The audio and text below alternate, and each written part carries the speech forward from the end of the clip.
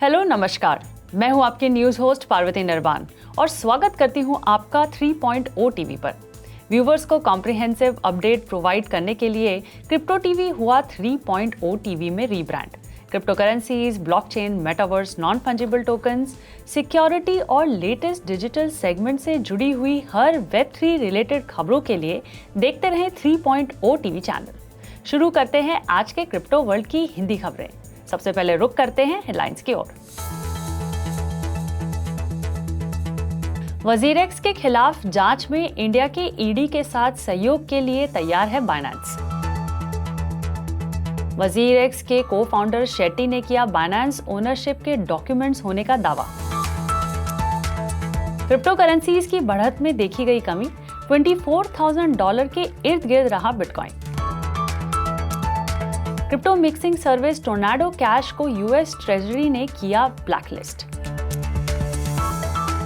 BitMEX के executive को anti money laundering act का उल्लंघन करने के लिए ठहराया गया दोषी। सैमसंग ने अपकमिंग गैलेक्सी एनएफटी इकोसिस्टम के लिए थीटा लैब्स से मिलाया हाथ। क्रिप्टो पंक एनएफटी को किया जाएगा हजारों टुकड़ों में split. Crypto currency exchange Binance ने कहा है कि वो वजीरेक्स के खिलाफ अपनी जांच में इंडिया के एनफोर्समेंट डायरेक्टोरेट के साथ सहयोग करेगा और फॉर्मर पार्टनर और इंडियन क्रिप्टो करेंसी एक्सचेंज के साथ of chain fund transfer arrangement को बंद कर देगा। हालांकि कस्टमर्स अभी भी दो एक्सचेंजेस के बीच सामान्य विड्रॉवल और डिपॉजिट प्रोसेस का इस्तेमाल करके बैलेंस को डिपॉजिट करने या विड्रॉ करने में सक्षम हैं। बाइनेंस ने रिपोर्टेडली 7 अगस्त को एक्सचेंजेस के बीच ऑफ चेन ट्रांसफर्स बंद कर दिया था। जाओ ने वजीरेक्स यूजर्स को अपने फंड को बाइनेंस में मूव करने की भी सलाह दी है ताकि वो वजीरेक्स को बंद कर सके। बाइनेंस सीईओ चैंगपेंग जाओ और वजीरेक्स सीईओ निश्चल शेट्टी इंडियन एंटिटी में स्टेक ओनरशिप को लेकर सोशल मीडिया पर तीखी बहस में लगे हुए हैं। हालांकि जाओ ने बाद में किसी भी इक्विटी ओनरशिप को अस्वीकार कर दिया। ये विवाद इंडिया के एनफोर्समेंट डायरेक्टोरेट द्वारा वजीरेक्स का इस्तेमाल मनी लॉन्ड्रिंग के लिए करने वाली एंटिटीज पर एक जांच के बाद हुआ है, जिसके रिजल्ट में वजीरेक्स के कुछ एसेट्स को फ्रीज कर दिया गया है। ऐसे में Binance chief communications officer Patrick Hillman ने कहा है कि एक्सचेंज 11 अगस्त से इफेक्टिव तौर से वजीरेक्स के साथ ऑफ चेन ट्रांसफर्स को हटा देगा और ग्लोबल एक्सचेंज वजीरेक्स के साथ चल रहे मामलों में इंडियन रेगुलेटर्स का सपोर्ट करेगा। हिलमैन ने एक बयान में कहा कि बाइनेंस रेगुलेटर्स, पॉलिसी मेकर्स और लॉ एनफोर्समेंट कम्युनिटी के साथ खुली बातचीत करने में विश्वास रखता है। वजीरेक्स को-फाउंडर निश्चल शेट्टी ने ट्विटर पर बाइनेंस सीईओ चैंगपेंग जाओ द्वारा लगाए गए आरोपों का खंडन किया है।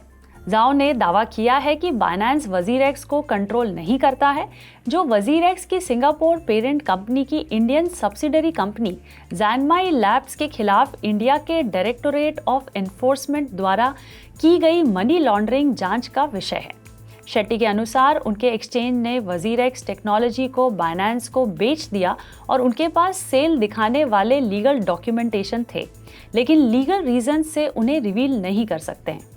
शेट्टी के अनुसार पिछले हफ्ते जाओ के शुरुआती ट्वीट से ये धारणा गलत थी कि बाइनेंस वजीरेक्स को कंट्रोल नहीं करता है।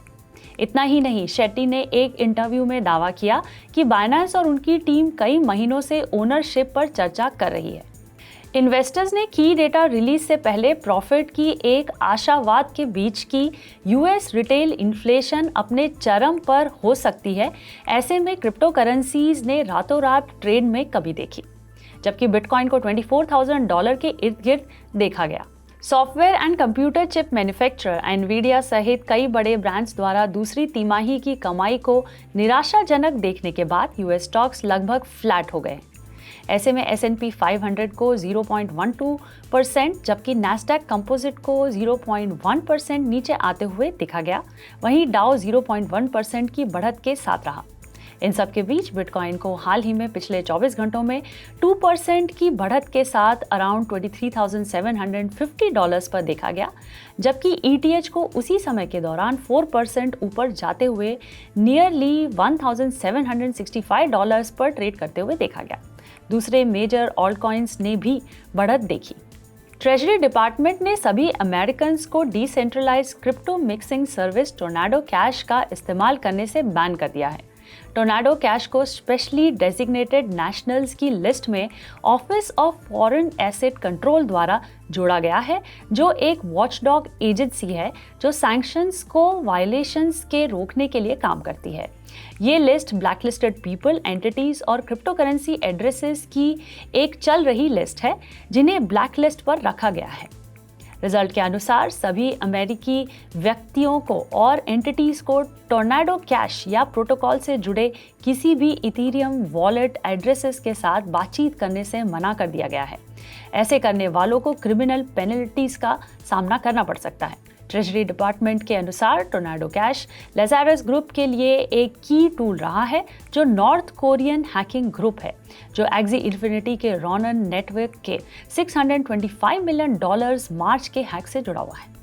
न्यूयॉर्क के सदर्न डिस्ट्रिक्ट के यूनाइटेड स्टेट्स के अटॉर्नी ने सोमवार को कहा कि offshore crypto currency derivatives exchange BitMEX ने एक हाई रैंकिंग एम्प्लॉय को federal anti money laundering rule तोड़ने के लिए उसे दोषी ठहराया गया है। बिटमैक्स में बिजनेस डेवलपमेंट के एक्स हेड ग्रेगरी डॉयर ने बिटमैक्स में एक एंटी मनी लॉन्ड्रिंग प्रोग्राम बनाने, लागू करने और बनाए रखने में फेल रहने के लिए बैंक सीक्रेसी एक्ट को तोड़ने की बात स्वीकार की है।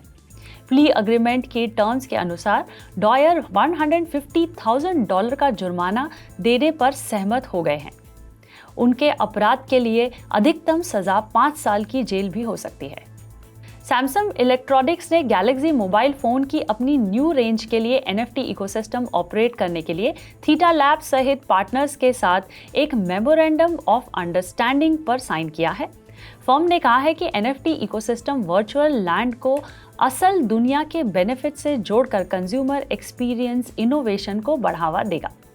सैमसंग का इरादा NFT को कस्टमर डिस्काउंट और एक ऑथेंटिकेशन टूल जैसे कि प्रैक्टिकल बेनिफिट्स देने के तरीके के रूप में काम करना चाहता है। ऐसे में इससे जुड़े डिटेल्स को 10 अगस्त को होने वाले एक फोन अनवेलिंग इवेंट में कंफर्म किया जाएगा।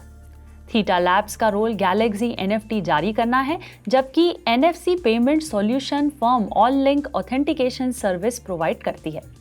आज की खबरों में बस इतना ही। डिजिटल वर्ल्ड की डेली न्यूज़ और अपडेट्स के लिए देखना ना भूलें हिंदी न्यूज़ बुलेटिन दिन में 2 बार सिर्फ 3.0 टीवी पर। और ज़्यादा updates, news, podcast, latest stories के लिए लाइक, कमेंट, शेयर और सब्सक्राइब करना ना भूलें 3.0 टीवी को फेसबुक, इंस्टाग्राम, ट्विटर और हमारे यूट्यूब चैनल पर। मैं पार्वती निर्वाण अब आपसे विदा लेती हूँ। टाटा, बाय बाय और नमस्कार। कल फिर मुलाकात होगी इसी समय पर। तब तक देखते रहिए 3.0 टीवी।